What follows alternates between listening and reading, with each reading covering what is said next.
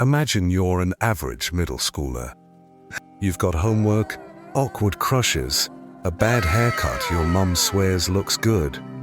And oh yeah, you can bend spoons with your mind, exorcise demons, and accidentally level entire city blocks if you sneeze too hard. What? Bro, what are you talking about, man? That's Shigeo Kageyama, though everyone just calls him Mob.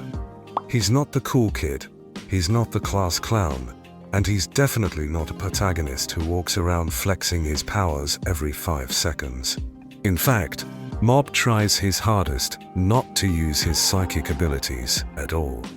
Because here's the thing, when Mob loses control, people get hurt. A lot of people.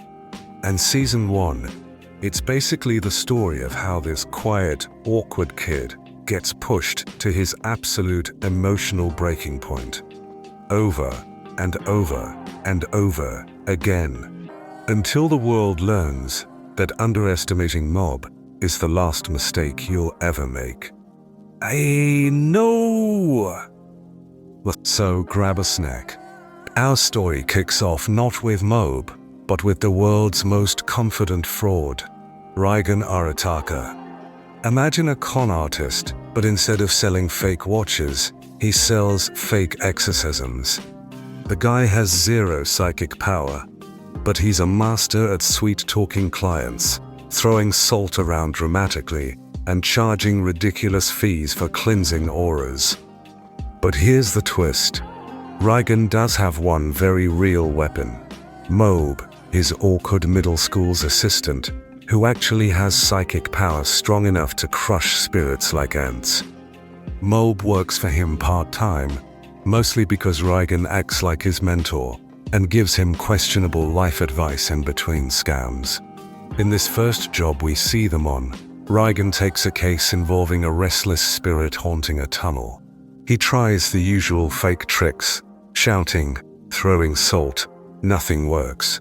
Then Mob casually steps in, blasts the spirit into oblivion with pure psychic energy, and the day is saved, though Reigen takes all the credit.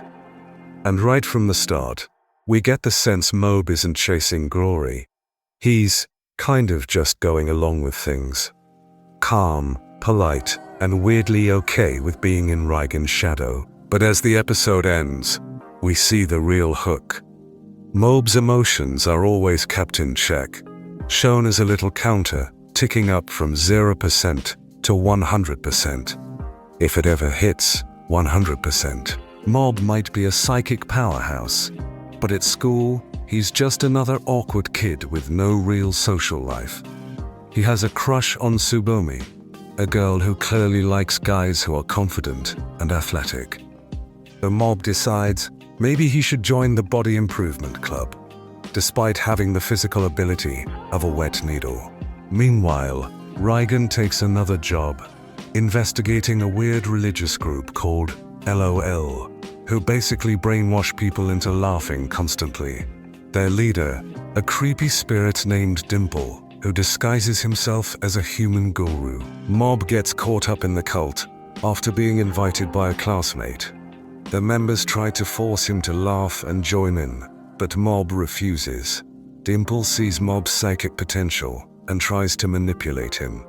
Big mistake. Dimple reveals his true spirit form, a green, floating, cartoonish ghost with a Cheshire grin, and attacks. Mob, who's been holding back, finally lets loose enough power to exorcise Dimple in one blast. But instead of disappearing, Dimple becomes this weird half-ghost thing and ends up sticking around later as comic relief. By the end, Mob's still awkward, still not getting the girl. But we've learned something important. Even when pushed, he doesn't want to hurt people unnecessary. Spirits, that's another story. Mob's desire to fit in is relatable here. He joins the Body Improvement Club to get stronger. But instead of making fun of him, the club members are actually super supportive. They're these giant, muscular dudes who genuinely cheer him on while he's gasping for air doing one sit-up. But they try to recruit Mob because A, he's a real psychic, But Mob's more interested in training his body than flexing his powers. Meanwhile, strange psychic activity is... A local gang gets possessed by an evil spirit, and Mob has to step in. Even when things get violent, he tries to solve problems without completely destroying people's minds. But we start to see that counter again, ticking up with each emotional push. By the end of the episode, Mob's still not popular in the way he hoped, but he's slowly changing. He's making friends who respect him for more than just his psychic skills, which might be exactly what he needs to keep that emotional gauge under control. This is where the plot kicks into higher gear. A rival school, Black Vinegar Middle, sends their delinquent gang to challenge Mob's school. In the chaos, Ritsu, Mob's younger brother, gets caught up in the drama. Here's the thing about Ritsu. He's smart, athletic, and basically everything Mob isn't socially. But deep down, he envies Mob's psychic powers, and that jealousy is going to play a big role later. The gang war escalates, and Mob gets dragged into a showdown with Teruki Hanazara, Teru for short, a blonde pretty boy who's basically Mob's opposite. Teru is also a psychic, but unlike Mob, he flaunts his powers and uses them to dominate others. Their battle is the first true psychic versus psychic fight we see, and it's insane. Desks flying, walls cracking, air pressure warping. But when Teru tries to force Mob to fight seriously, Mob refuses, until Teru nearly kills him.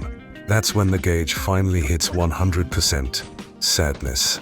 Mob goes completely still, and then, boom, the psychic explosion obliterates Teru's defenses, without Mob even trying. It's a one-sided reminder. Mob is on another level entirely. So, Mob's fight with Teru. Yeah, that ends with Teru completely humiliated and bald. Literally, Mob accidentally blows his hair clean off in the psychic blast, which turns him from the school's golden boy into that one bald guy overnight. And honestly, it's hilarious. Teru tries to play it off like a new fashion statement, but everyone knows the truth. And that's where we'll leave Mob. For now, 5 episodes in, and we've only scratched the surface of his powers, his struggles, and the storms yet to come. But the question is, do you want to see what happens next? If you enjoyed this journey, drop a like, share your thoughts in the comments, and let me know if you want part 2 of the Mob Psycho 100 story.